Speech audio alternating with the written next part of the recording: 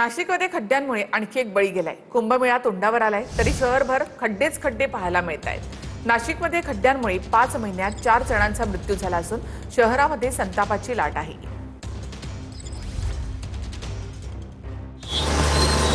नाशिक शहरामधील Ambad MIDCच्या expo point चौक परिसरामधील एका 40 वर्षाच्या व्यावसायिकाचा मृत्यू झालाय।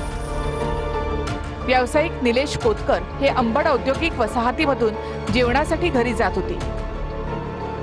यावेळी एक्स्पो पॉइंट चौकातील रस्त्यावरील मोठा खड्डा चुकवताना त्यांच्या दुचाकीचा तोल जाऊन ती घसरली। रुग्णालयामध्ये उपचार सुरू असतानाच त्यांची प्राणज्योत मालवली। त्यांच्या पश्चात पत्नी, एक मुलगी आणि आई-वडील असा परिवार आहे। या अपघाती निधनाने कामटवाडे परिसरामध्ये शोककळा पसरली आहे। दरम्यान नाशिक शहरामध्ये गेल्या 5 महिन्यात हा चौथा बळी गेलाय।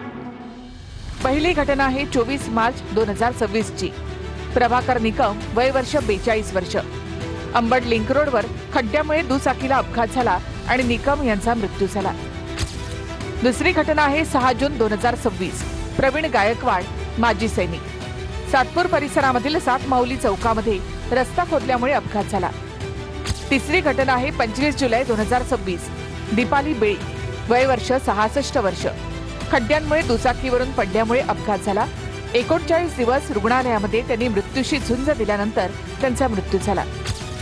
चौथी घटना आहे 28 जुलै 2026, निलेश कोतकर, वय 40 वर्ष, एक्स्पो पॉइंट चौकामध्ये खड्डा चुकवताना त्यांचा अपघात झाला। उपचाराच्या दरम्यान त्यांचा मृत्यू झाला। माझं फक्त पूर्ण माझं आयुष्य उद्ध्वस्त झालेलं आहे। माझी एवढी एकच मागणी आहे की माझ्या मुलीच्या भविष्याचा त्यांनी विचार करावा आणि माझ्या पण भविष्याचा विचार करावा, कारण की आता ते गेल्यानंतर मलाच काहीतरी घरासाठी करावं लागणार आहे। त्या खड्ड्यामुळे त्यांचा जीव गेला, बाकी काहीच नाही माझं। पुढे याच मुद्द्यावरून महापौर दालनामध्ये ठाकरे आणि शिंदेच्या शिवसेनेचे नगरसेवक आमने सामने आले। त्यामुळे काही काळ वादही झाला। संबंधित जो काही विषय आहे तो मार्गाला सत्तेत राहायचं आणि आंदोलन करायचं, म्हणजे एकाने मारल्यासारखे करायचं, एकाने रंगल्यासारखे करायचं। हे बघा, तुमचं आंदोलन निषेध करतो।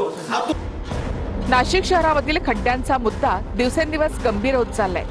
पुढील वर्षी होणाऱ्या कुंभमेळ्यासाठी जगभरातून लोक नाशिकमध्ये दाखल होणार आहेत। त्याआधी तरी शहरातले रस्ते सुधारतील का आणि खड्ड्यांमुळे होणारे अपघात थांबतील का, असा प्रश्न आता नाशिककर विचारतायत।